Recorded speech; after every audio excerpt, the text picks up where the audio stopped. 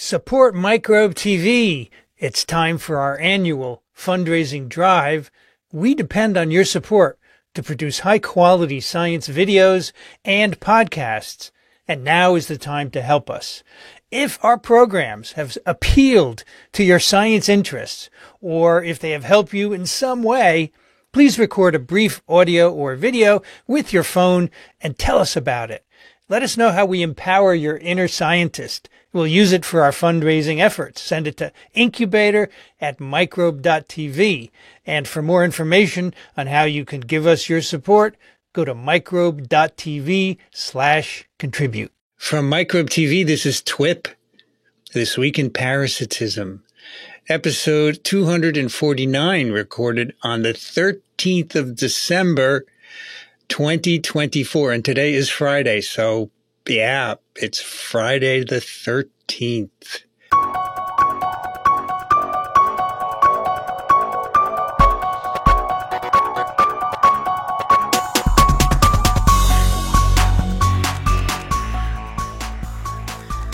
I'm Vincent Racaniello, and you're listening to the podcast all about parasites. Joining me today from New York, Daniel Griffin. Hello, everyone. What do you think about the Friday the 13th, Daniel?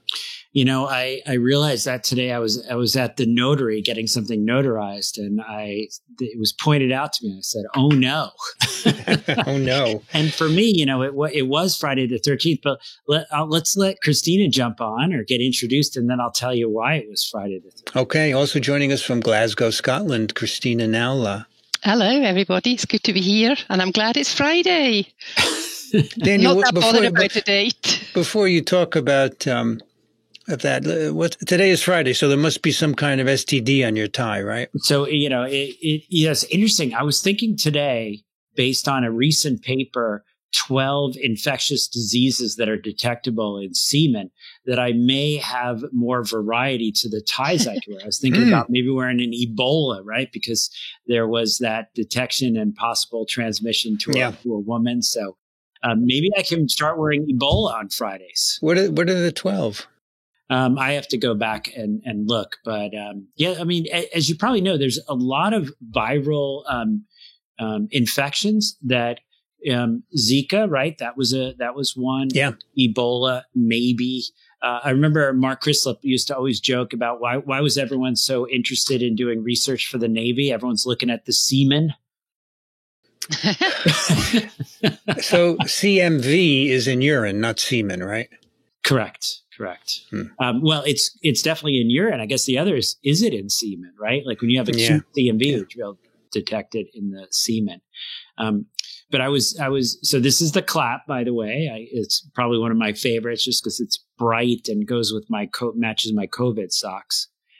But, you know, I was saying it's Friday the 13th because, you know, I just yesterday flew back from Tanzania. So I end up back here, and it's all about expectations, right? So I've got in my mind, this is great.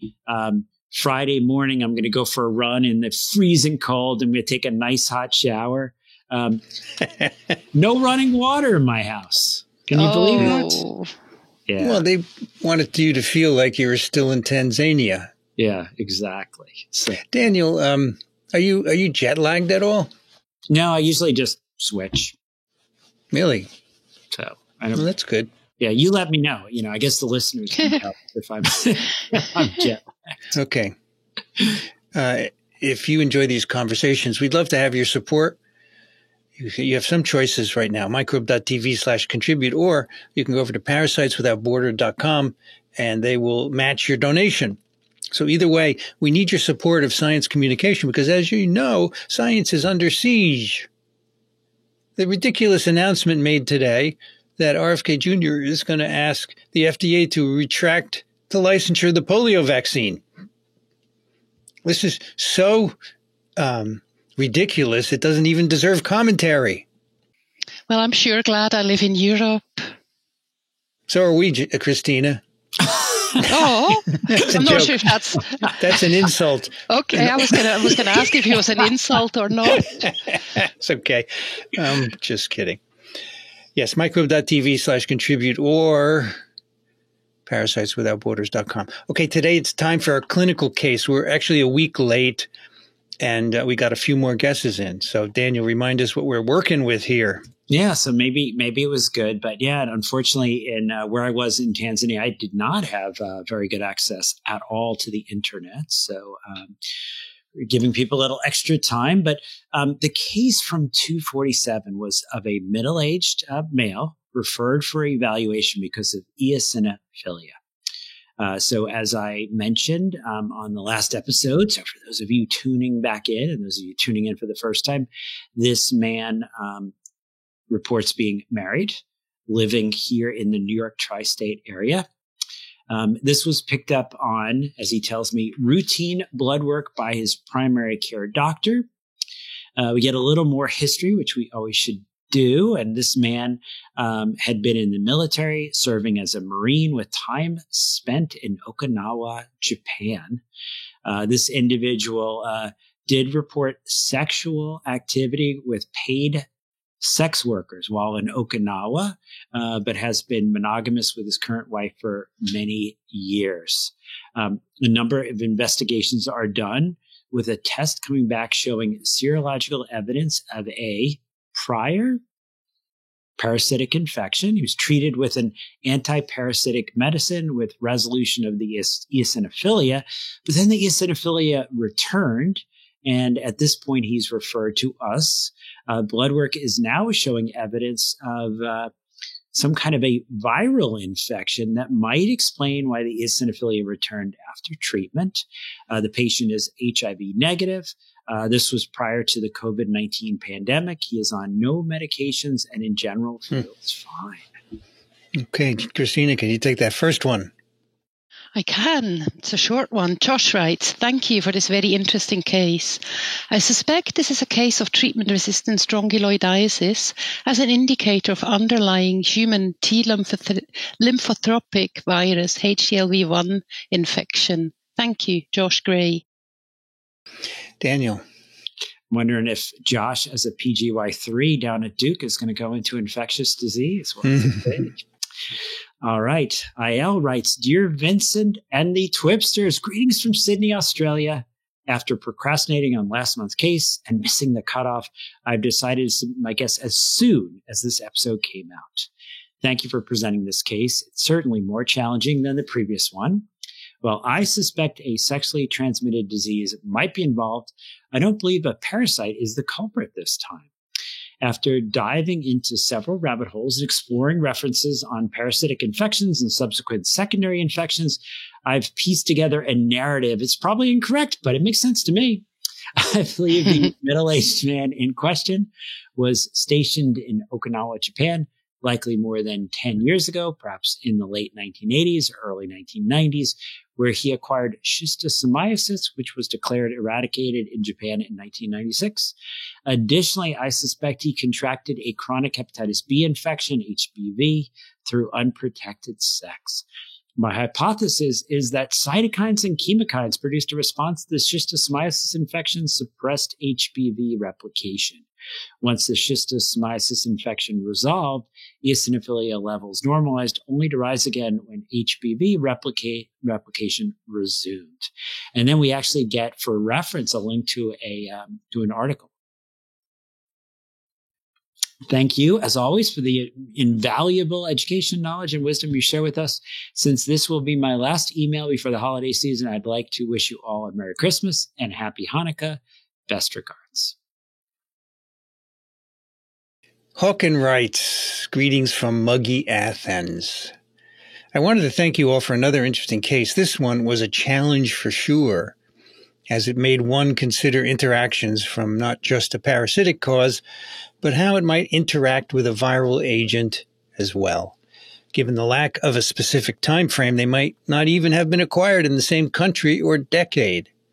Considering all of this, the three most likely viral agents that come to mind, given the lack of symptoms exhibited by our John Doe, would seem to be Epstein-Barr virus, mononucleosis from EBV, human T lymphotropic virus 1, HTLV1, or hepatitis virus B or C. While HTLV1 can directly cause eosinophilia by itself, perhaps EBV or HEP might cause some immune dysfunction through Th1 suppression, or exhibit a flare-up in conjunction with treatment for our unknown parasites. This brings me to our potential parasite.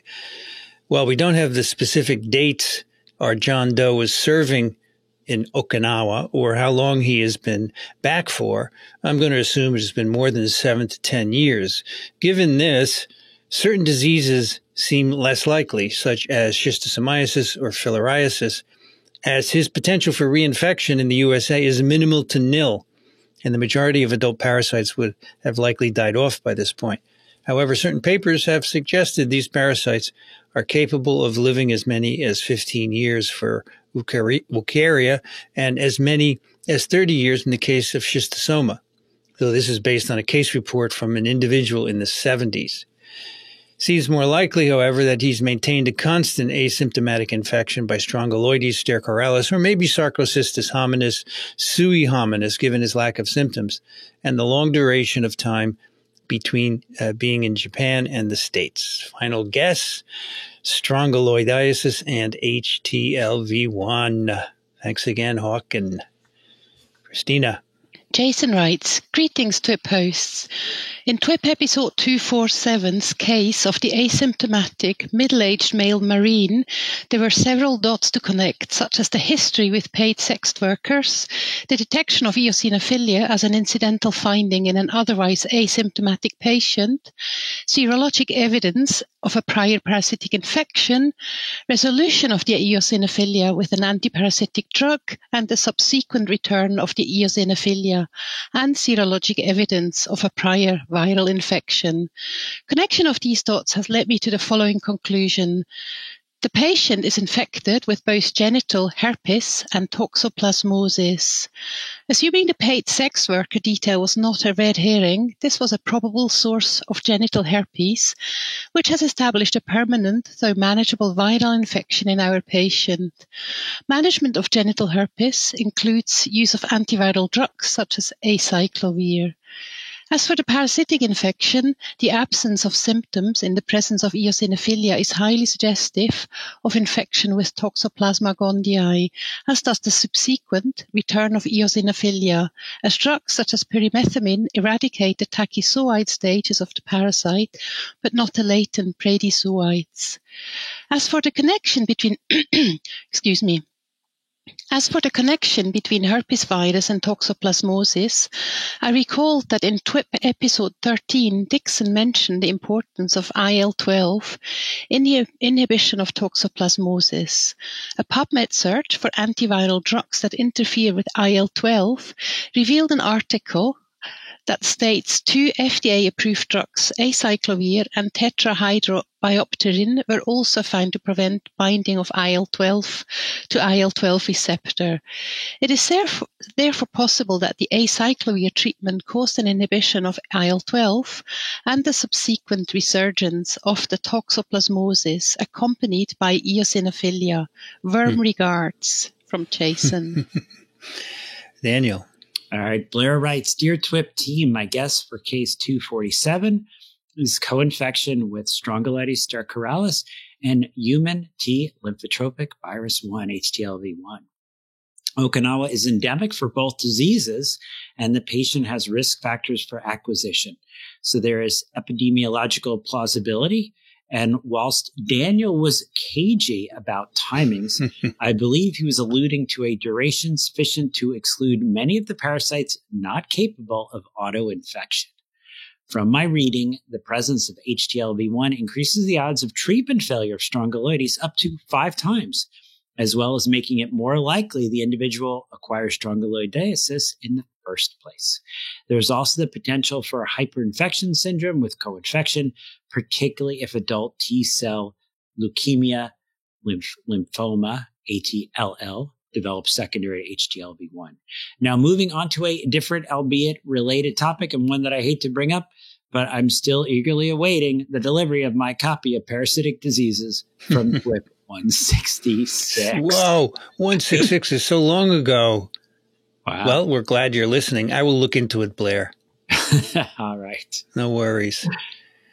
Michelle and Alexander from the First Vienna Parasitology Passion Club write, Dear Eosinopals, This case presented some initial difficulties for us, as neither of us recognized the circumstances and symptoms as typical for any parasitic diseases.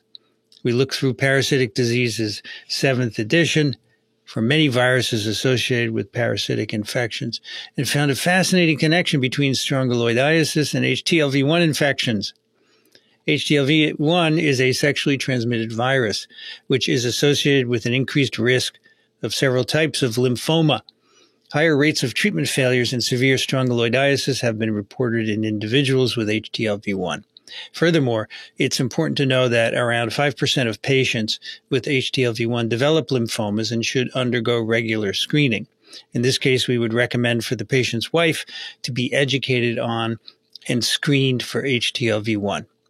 Thank you for this great case. All the best, Michelle and Alexander from the First Vienna Parasitology Passion Club.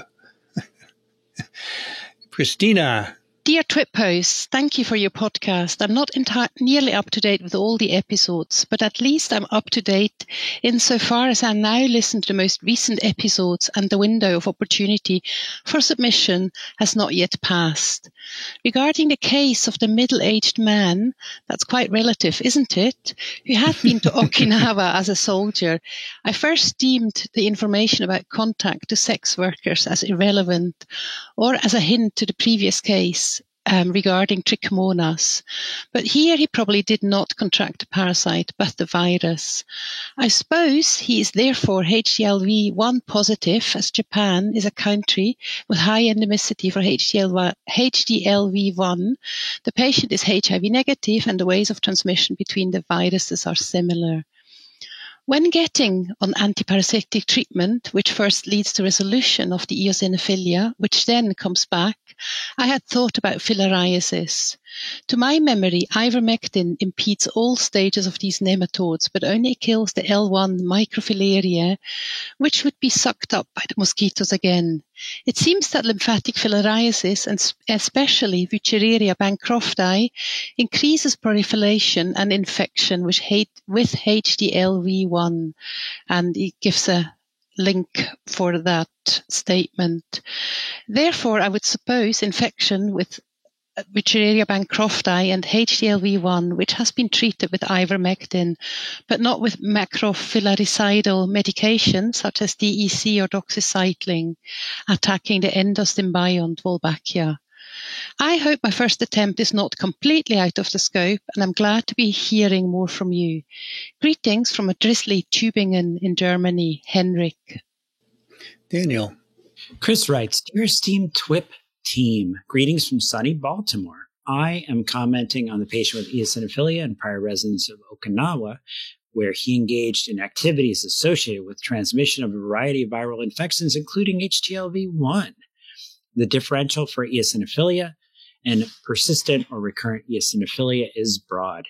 However, given the clinical characteristics, at the top of my differential is that this man acquired HTLV-1 infection while in Okinawa, where it is endemic, and sometime thereafter was infected by Strongyloides stercoralis. Strongyloides infection is associated with the eosinophilia that was identified on routine blood testing. The presence of HTLV-1 increases the risk for the dreaded Strongyloides hyperinfection syndrome and increases the chance of treatment failure with standard treatment of strongyloidiasis. Because of the tight-knit relationship between this virus and this parasite, when one is diagnosed, it is often recommended to check for the other as well. Longer duration and higher dose ivermectin may achieve cure of the strongyloidiasis for this patient. Warm regards, Chris. Ben writes, hello all. My guess is giardiasis. Wait a minute. Oh, yes, it's the right case. Giardiasis caused by Giardia lamblia. Shelton states that this protozoan is often transmitted by fecal-oral contact during sex. Unlike amoebiasis, it commonly causes eosinophilia. For the virus, I guess a herpes virus, because they can cause eosinophilia. As an entomologist, I feel foolish I didn't listen to episode 244 in time. Always appreciate the insect stories. Thank you. Ben in Liverpool, ineligible returning champion. I like that. I think people that have books should sign their name and then returning champion. That's very good. Yeah. So. All right, Christina. Rafid writes, hello, TWIP team. My guess for the man with eosinophilia from Okinawa is strongyloides with co-infection with HDLV virus. This is very well described in your wonderful parasitology textbook that I have the privilege to own as you gifted me one. Greetings this time from Glasgow and not from rural Quebec. Last episode, Christina talked about the wonders of Scottish smør, and I told myself that I have to experience this. So I cancelled some clinics, switched call with a colleague, and booked myself a last minute to the UK. Seriously though, my daughter was accepted into a master's program at the universities of Glasgow and Stirling, and we are here visiting to decide which one to choose. I have just arrived and the weather has been rather wimpy compared to back home. Pretty balmy actually. I have not taken my wool socks or long underwear from out of my backpack yet. Hope to get some smør soon as I'm only here for a long weekend. Writing from beautiful Glasgow. Rafid. I think it's too cold now for the smør, I'm afraid. But Rafid's probably returned home anyway. What is this smør, Christine? So that's a kind of a rain. It's finer than drizzle, and it kind of doesn't really fall to the ground, and you don't really feel it, but it completely soaks you through to the skin. Okay. All right. Jay writes, Dear TWIP team, this seemingly healthy middle-aged male without physical complaints was found on routine blood work to have high eosinophils. He lives in the New York area now, but he served in the Marines in Okinawa at some point in the past. It seems reasonable to guess that his time in Okinawa was 20 or 30 years ago. So if he still harbors a parasite that he acquired there, it's one that can persist for decades. There is a known association between strongyloidiasis and HTLV-1. The prevalence of HTLV-1 in Okinawa is quite high, up to 10%, and this virus can be sexually transmitted. Both strongyloides infection and HTLV-1 can cause eosinophilia. Treating his strongyloides infection may have led to the initial decrease in his eosinophilia, but his eosinophils later rebounded, likely because his HTLV-1 remained. From what I read, there's a complex interplay between HTLV-1 and various other infectious diseases. HTLV-1 can shift the Th1, Th2 response one way or another, but in writing even this much, I'm getting way over my immunological head. I'm hoping you or some of the other contributors might shed some light on this. This case also prompted me to look a bit deeper into the controversy-filled history of the discovery of the HTLV group of retroviruses. I may be wrong, and my guess, of course, the answer here may not be HTLV-1, so I fully understand if you want to skip my digression that follows. I'm not going to skip it. I think it's worth reading. So Dr. Robert Gallo, played by Alan Alda in the film the band plays on, right? Even though I've met Robert Gallo, I always picture Alan Alda when he's mentioned. But anyway, so Dr. Robert Gallo identified HTLV-1 in 1980 and the less pathogenic HTLV-2 in 1982. No controversy so far, but in 1984, from a tissue sample sent to him from Dr. François Barré-Sinoussi and Dr. Luc Montagnier's lab in Paris, he isolated a new virus. He called this new virus HTLV-3, and he proposed it was the cause of AIDS. The problem is Doctors Barré-Sinoussi and Montagnier had also identified a new virus from that same tissue sample in 1983, a year before Dr. Gallo, and they published their findings that year in the journal Science. The French and the Americans called their discoveries by different names at the time, but it was the same virus. We now call that virus HIV. Controversy over the discovery went on for several years. The governments of France and the U.S. got involved. Ultimately, there was a Nobel Prize given in 2008, given to Dr. Barré-Sinoussi and Montagnier, recognized for the discovery, but not Robert Gallo. It's a complex, colorful tale, and to continue the confusion, the name HTLV-3 was later recycled to describe a completely different retrovirus unrelated to HIV.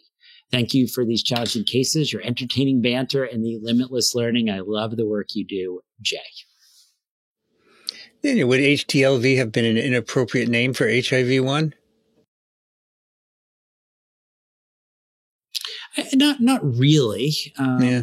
No, I mean, if you think about it, retrovirus, human T cell lymphotrophic virus. Yeah. No, it would have been fine. Well, that was a tough tale. Yeah. But yeah, I think the Nobels made the right decision. Nathan writes, "Dear Twee superheroes, I'm writing to you from freezing Montreal, Canada. In an era filled with misinformation, I deeply appreciate the work you do at Microbe TV, serving as heroes in the fight against falsehoods and promoting scientific understanding. Please keep up the incredible work." Thank you, Nathan. Regarding this case, as someone relatively new to the world of eukaryotic parasites, I turned to the literature for guidance. Based on my research, I suspect that the patient is co-infected with Strongyloides stercoralis, threadworm, and HTLV1, as both pathogens are endemic to Okinawa. Given the patient's prior sexual encounters, it's plausible that HTLV1 was sexually acquired. This viral co-infection may have contributed to the failure of the antiparasitic treatment previously administered. If left untreated, the co-infection could lead to severe or even fatal complications. Fortunately, this patient was not receiving corticosteroids, which, as seen in TWIP 112, the case of the woman from the Dominican Republic with strongyloides and E. coli bacteremia while on corticosteroids for temporal arthritis, can exacerbate such infections. Looking ahead, according to the 2016 Committee to Advise on Tropical Medicine and Travel guidelines, co-authored by former TWIP guest Dr. Michael Libman, if the clinical syndrome is asymptomatic, with or without eosinophilia, treatment with ivermectin, 200 micrograms per kilogram per day orally for 2 consecutive days or in 2 doses 14 days apart is recommended. I hope my interpretation of the guidelines aligns with the current best practices. Thank you very much for your dedication and for inspiring a new generation of learners like myself. Nathan is a pharmacy student and ID aficionado and a friend of Angela Mingarelli from TWIV. Oh. Very cool. Back to you, Christina. Kimona writes, Dear TWIP team, my best guess is that this man contracted a co-infection with HTLV1 and the helminth Strongyloides stercoralis, likely during romantic interludes after barefoot beach strolls while stationed in Japan. There is an interesting dynamic between these two infections, which each one influencing the course of the other. Japan is endemic to both and particularly high rates of HTLV1. HTLV1, a retrovirus, infects CD4 plus T cells, but also others, and can ultimately transform these, causing adult T-cell leukemia, lymphoma. Co-infection with strongyloides seems to potentiate the course of this infection. HTLV1 also affects multiple cytokines and regulatory cells and can shift the normal antiparasitic Th2 response to a Th1 response and thus hamper the body's defense against the strongyloides infection. Ivermectin is often the initial treatment but may require a longer duration or combination with albendazole. In co-infections, presumably why this man's eosinophilia returned after treatment. A cure for HTLV1 infection doesn't seem to exist, but he may be lucky and remain asymptomatic. It would be advised that he inform his wife of the HTLV1 as she is at risk of contracting. In my online browsing, I found the below review article helpful in eager anticipation of the reveal, Kimona. And actually, the title of that paper might be quite interesting. It's Human T-cell leukemia virus type 1 and Strongyloides stercoralis, partners in pathogenesis. Yeah, that's an interesting issue with the literature there, right? Because the human T-cell leukemia virus ultimately was renamed human T-cell lymphotrophic. So yep. Just for those of us going through that early literature, you got to sort of know the two names to keep track. All right, we've got 2 more potential guesses. Christina, I'm putting you on the spot. What do you think's going on? Oh, I was a bit stumped by that one. So I wasn't sure about the sequence of events to start with. So I wasn't sure. I think he probably contracted a viral sexually transmitted infection in Japan. I'm fairly certain of that. I wasn't sure when and where he acquired parasite. But I did actually also come across in Parasitic Diseases 7, I also came across the association between HTLV1 infection and strongyloidiasis. And then I was looking into a little bit more detail about each of these. So I think as many of the listeners have already said, that HTLV1 is endemic in Japan, particularly it's mentioned. Strongyloides is present, and because of the time frame, I wasn't sure. I mean, a middle-aged man, he would be about my age, I think. So I don't know when he would have been posted as a Marine, but I suppose strongyloides can persist in the body for up to 30 years under some circumstances. So he could have potentially picked it up there. It's not very common in the US. I think there's some foci in the US, but not really in the New York State area, although we don't know. He may have lived elsewhere in the US, so I don't know. There are some pockets, I think particularly in the southeastern United States, where you can still be infected with strongyloidiasis. So I'm not sure really. I'm not sure.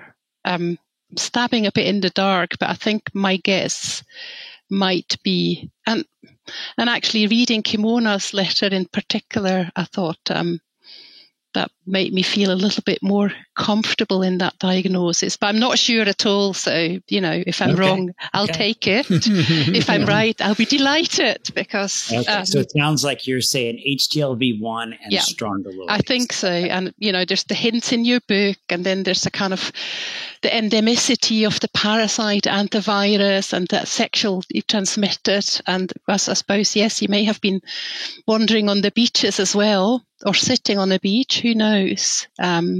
All right. So I don't know. Yeah, not my best diagnosis, but maybe it's correct. Let's see. Now, Vincent, because this is sort of a crossover episode, right? We've got a virus and a parasite. So I had no idea what the parasite was, but you mentioned virus. So I went to Parasitic Diseases 7 and searched for virus. There are not a lot of occurrences of virus. And up comes a page talking about the association between HTLV1 infection and strongyloidiasis, which has been observed on the islands of Okinawa and Jamaica. And what's interesting is that the mechanism seems to be, HTLV does T-cell immunosuppression, and that allows the worms to reproduce unchecked, essentially. That's the theory. So there's a page on this in PD7. So that's page it. 233. HTLV1 and strongyloidiasis. Yep. Okay. All right. So, sorry, Daniel. I was actually also in my thinking process. I was also thinking about all the parasites that can potentially cause eosinophilia, and I thought, it has to be a helminth. Probably could potentially be a tissue-dwelling protozoan parasite, maybe Sarcocystis, but I don't really know much at all about Sarcocystis or what was the other one? Cytoisospora belli, I think. So I thought it probably has to be a helminth, but that's how I started off. But then I got sidetracked, and that was actually really clever, Vincent. I didn't think you could search the book for virus. It's a PDF, yeah. It is, it's a parasite book. There's not going to be a lot of viruses in there. No, you're right. But it just didn't occur to me that would be the quickest way to diagnose it. Well, that's, it's unusual that Daniel has virus in the clinical report. So, and I just had no clue what parasite might be involved. So that's what I did. Yeah. But there's a very nice page with references. So, and obviously other listeners found that as well.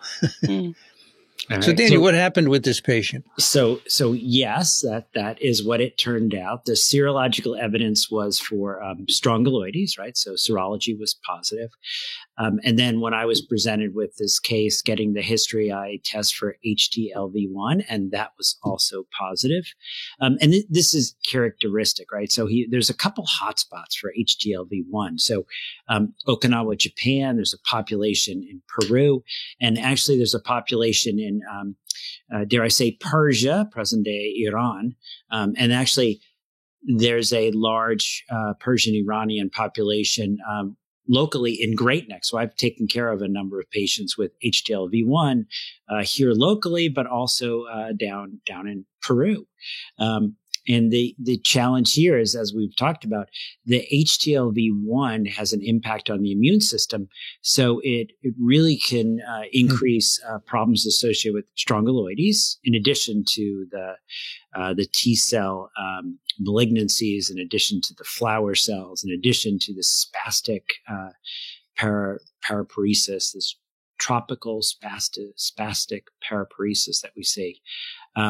So, in this case, what you do need to do is a more prolonged treatment of the ivermectin to resolve the ongoing strongyloides.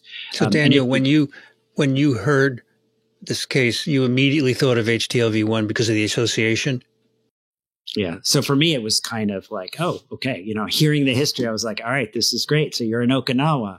Huh. And then, of course, the next question. So while you were in Okinawa, sir, was there any intimacy with the ladies? And yeah, it all kind of pieced together. So what came first, the HTLV or the strongyloides? Do we know? It doesn't necessarily matter. I mean, we don't know, right? Because you can get infected with the strongyloides. There can be an auto-infective cycle. You can have that for years and years. Mm-hmm. So it's, but the fact that he at this point had this issue, lack of resolution, or sort of the relapse of the eosinophilia, sort of puts the two together. And how would, so the HTLV1 is sexually acquired. How would the strongyloides be acquired? Yeah, so the strongyloides is a parasite that invades intact skin. So you're basically sitting there, maybe you're wearing a pair of shorts, you're sitting on the soil, and the strongyloides will come through the exposed skin. So I think we had a case one time with a Peace Corps worker, right? In Rwanda, the buttocks. Came in through the buttocks, sort of a rash that involved everywhere except where the shorts were. We have areas in the U.S., say West Virginia, right? Areas where we have miners, where you're down there in the mine and it's time to take number 2, and you're not going all the way to the top of the mine shaft. So you end up then somebody else gets it. So it's so strongyloides invades through intact skin. And you actually can end up with this auto-infective cycle in the intestines where people can stay positive, infected for decades. That was another that it had been decades where, you think of most of our parasites not being auto-infective, the adults like schisto in general, 6 to 7 years, ascaris, just think of most of them less than 10 years. So once you get 10 years out, you start getting into a special group of parasites. So at the time you saw him, he was still harboring strongyloides parasites, correct? Yes. And you said an extended ivermectin treatment would get rid of everything, correct? Well, get rid of the strongyloides. Now the HTLV1, now you monitor that over time to see if he develops, either the neurological or the oncological issues. What's the latent reservoir of HTLV1? What kind of cells? What do you think? The lymphocytes, the T cells. T cells, the memory T cells, like HIV, basically. Yeah. I see. Yeah, which is why HTLV3 would have been an absolutely fine name, maybe even a better name, in all honesty. See, Daniel, if that treatment with ivermectin wouldn't have been initiated and prolonged, would he potentially get quite unwell, maybe with disseminated strongyloidiasis, if he was immune suppressed, maybe through the HTLV1? Yeah, so people with HTLV1 and strongyloides co-infection are at a significant increased risk of getting the disseminated. So even a short course of steroids, right, which the docs love to give out, could have triggered issues. So he was quite lucky, really, wasn't it, because of that incidental eosinophilia blood film, blood finding. Quite lucky. He was lucky to see Daniel. That was the key. Now, Daniel, in untreated HIV patients, you have a viremia for many years, right? And are HTLV patients treated with antiretrovirals, or do they not have sustained viremia? No, so that's been tried and without success. So there's a number of things that we consider, but really we can't cure or do a great job of suppressing HTLV. So these patients do have a viremia for many years, correct? It's not at the same level, right? Like an acute HIV patient will have viremia, million, we say, viral load, but it's really, a million RNA copy numbers per microliter. And then as time goes by, it's actually interesting. The number's going down because of the reduction in the number of T cells. CD4 cells. Yeah. So the viral load is much lower in HTLV1. It is. Yeah. And so you would not end up having immunosuppression with HTLV1 like you do with HIV, right? Yeah, not to the same degree. Yeah. So we're not seeing that dramatic reduction. It's more of this chronic, and the issues you're seeing are this tropical spastic paraparesis, so the neurological sequelae, or you actually can see a transformation of the T cells to leukemia. Yeah. And if you look at a smear in these people, which I've done, which is interesting, they have these, what they describe as flower cells. And the T cells, the nucleus actually is modified. It looks like a flower. Is HTLV1 locally transmitted anywhere in the U.S.? So yes. So this can be sexually transmitted. It also can be transmitted mother to child through breastfeeding, right? So we do have a local pocket here in Great Neck, right? So the readers of Great Gatsby, I live in East Egg. So the folks over in West Egg where Jay Gatsby lived, there's a population. Wow. It's also on the West Coast, I think. There's a pocket out there as well. Yeah. Huh. But overall, many fewer cases than HIV, right? True. I think Jamaica also has a population, yes. Right? I think, yeah. That's right. So was HTLV1 ever transmitted by blood transfusions, as was HIV? I don't know that. So that's HTLV1. What's the difference between 1, 2, and 3?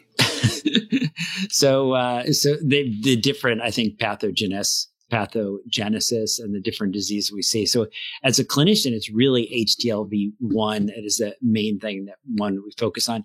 HTLV3, really not a major player. HTLV2, sometimes we see issues with as well. But do you have this association between strongyloides and HTLV2 and 3? Not that I'm aware of. Okay. Very interesting.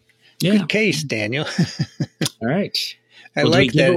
Do we give away a book? Does anyone else win? Yeah, we're going to give away a book, and hopefully we can mail it out. We had eight entries. I don't know if they're all. I can't tell if people have won them before, but I'll just do the 8, and we'll see who it is. So the random number is 2. Number 2, and that's Jason. Jason, yeah, Jason there.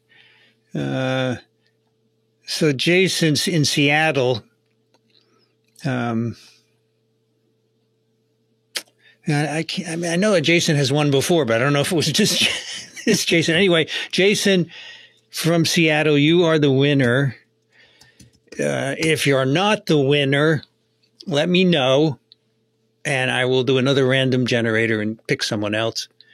But if you are the winner, send your address to twip@microbe.tv. You're in Seattle, so we don't need your phone number. And in the subject line, just write TWIP book winner, and we'll send you a book. And for those of you who won in the past and you didn't get a book, let me know, because we now have help in the offices at the incubator, and I can say, hey, did you send this one out? And she will send it out if not. So hopefully we can get you all your books. Yeah, maybe people in the signature, right? They could put in prior winner episode such and such. Champion, right? Yeah, champion, TWIP, number, and then maybe in bold, still waiting for my book, right? Yeah. So in fact, Blair, one of our writers today, said, I never got my book from 166, but, really, you could keep it and give it to someone else. It's okay. But Blair, if you want the book, it's fine. It's totally fine. Blair actually had some additional writings that I didn't read because it wasn't part of the clinical case. And so maybe I can read it now. And Daniel, we can get Daniel and Christina's thoughts. He writes, I reread my email from March 2019 when I described my emerging interest in fecal microbiota transplantation, FMT, the gut microbiome, and its role in health and disease. I have since almost completed a PhD investigating FMT as a potential therapeutic to eradicate or reduce the gastrointestinal carriage of multi-drug resistant gram-negative organisms.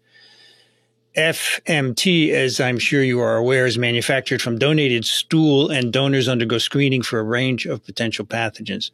But the decision-making process behind what is screened for is not evidence-based, to say the least. If you could spare a few moments, I would love to hear your expert opinions on which parasites you believe to be both pathogenic and capable of transfer from a healthy asymptomatic individual into a recipient via FMT. FMT is produced by diluting and homogenizing donated stool, which is then filtered, holes approximately 1 millimeter, centrifuged. Anything that would pellet at 500 G is discarded. Before the addition of a cryopreservative, we use trehalose. It's then quarantined at -80 before being freeze-dried, and the resulting powder is packed into delayed release capsules for administration. Remember, there's no opportunity for embryonation at any point. We know that blastocystis can definitely be transmitted by FMT, but there is emerging data to say that this is probably a good thing. So in my opinion, donors carrying this should be screened in rather than out. So in your opinions, what should we be worried about or even hoping to find in our donors? Yes, this is actually, I think it's great, right? When you thinking this through like this, because, when we talk about the microbiome, I think everyone just thinks about bacteria, right? But there's commensal, there's important bacteria, viruses, fungi, and parasites, right? Even archaea, don't forget them. Yeah, I'm going to forget them.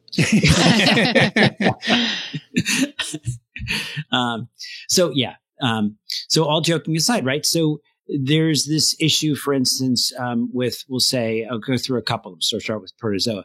So what about blastocystis, right? And the diversity within blastocystis is almost the diversity within mammals, right? It's huge, the difference between one blastocystis and another the genetic diversity. So there probably are certain blastocystis, hominis, for instance, even then subtypes of hominis that are good, subtypes that are actually pathogenic. Sometimes people come in with symptoms. Oh, blastocystis, we treat it, they get better. So, controversy there. Dientamoeba, right?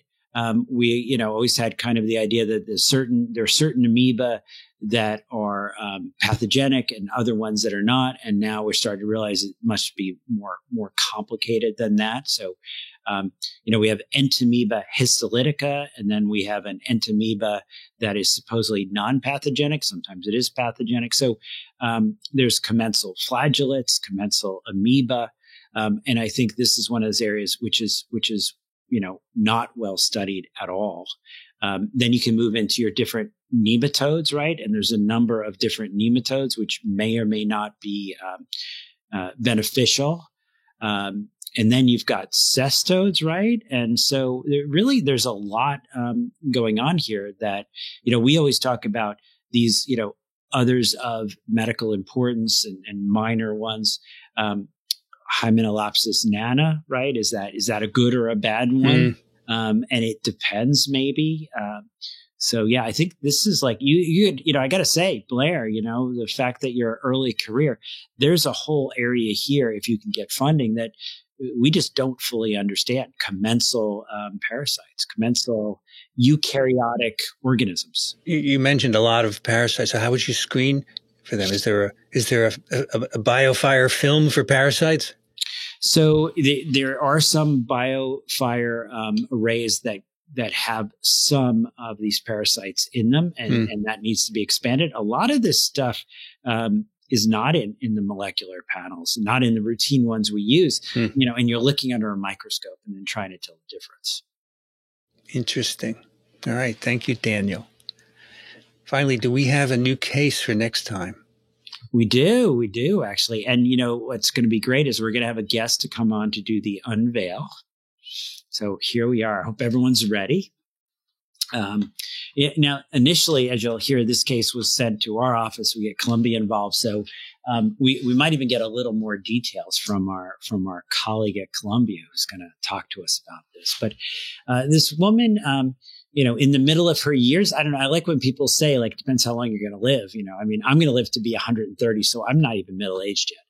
But this is a woman in her 30s or 40s who goes to Belize with some friends, has a great time. Everyone has a great time in Belize. But then when she comes back, she notices that she's had a lesion on her face. It developed after this trip to Belize. A little more details I'll sort of share and start off with just kind of a raised papule type area. But then she ends up developing an ulcerated area on the face. So she goes to see several physicians. Several of these physicians are board certified dermatologists. So, what happens when you go to a dermatologist, you get creams. They give her a whole bunch of topical creams. She puts them on the ulcer as directed. But it just doesn't get better. Now, a friend of hers is a physician who says, you really got to go to see these guys out at Lake Success. So ends up seeing, actually my partner, Marilyn Fabry, right? I think it was like a Friday. I'm probably about to leave the country to go somewhere. And so Marilyn and I, Dr. Fabry, who've been a guest on TWIP, and I have this discussion, and we're thinking of a certain parasitic infection that fits the bill, this painless, non-healing ulcer that's been on the face for 6 months. And so we reach out to our friends at Columbia, and she is sent to Columbia where they help us make the specific diagnosis and also help with access to treatment. And so what are people thinking? What would this diagnostic test be? What is this treatment that we're getting access to? So Daniel, is she HIV positive? She's HIV negative. She's otherwise healthy, no medical problems, no surgeries, not on any medications. What about HTLV? I don't even think that was tested. I am now going to add that to my question. Did you spend a lot of time outside? Yeah. She did spend a lot of time outside in Belize. There was, yeah. Did she get any bites that she remembers? She does remember, being in areas by the rivers, there being some insect exposure, laying down, relaxing in some of these areas. Okay. I think I know what this is, and I'm not even a parasitologist. Yeah, I don't have any other questions either. Okay. All right, that'll do it for TWIP 249. So this episode will be solved on January 17th, 2025. Oh my gosh, a new year. So you should send your cases, your guesses to twip@microbe.tv. You say case guess TWIP 249. And let's say the 17th should be a Friday of January, right? Because we do these on Fridays. So let's say that Monday before, that should be Monday, January 13th. Get your guesses in by Monday, January 13th, 2025, okay? Send an email to twip@microbe.tv with TWIP 249 case in the subject line. Looking forward to all of you getting this right. Show notes are at microbe.tv/TWIP, twip@microbe.tv for your guesses, to request your books, to ask questions of any kinds, and to send in your guesses. And as I said, if you like our work, we'd love your support. Getting science out there, real science, the truth, evidence-based science, 2 ways that you can do this right now, microbe.tv/contribute and parasiteswithoutborders.com. Daniel Griffin is at Columbia University Irving Medical Center, parasiteswithoutborders.com. Thank you, Daniel. Thank you. And everyone be safe. Christina Nell is at Glasgow University. Thank you, Christina. Well, thank you. And you can now also find me on Blue Sky. If you want to look me up there, it's Christina-Naula and then the Blue Sky ending. So I've been trying to post a little bit there. I can type it in. At Blue Sky. Okay, very good. You're coming into the modern world, Christina. Well, I was on Twitter. How many followers did you have? Medieval world. I don't know, maybe 150. Okay. I'm Vincent Racaniello. You can find me at microbe.tv. I'd like to thank the American Society for Microbiology for their support of TWIP and Ronald Jenkins for the music. You've been listening to This Week in Parasitism. Thanks for joining us. We'll be back in 2 weeks. Another TWIP is parasitic.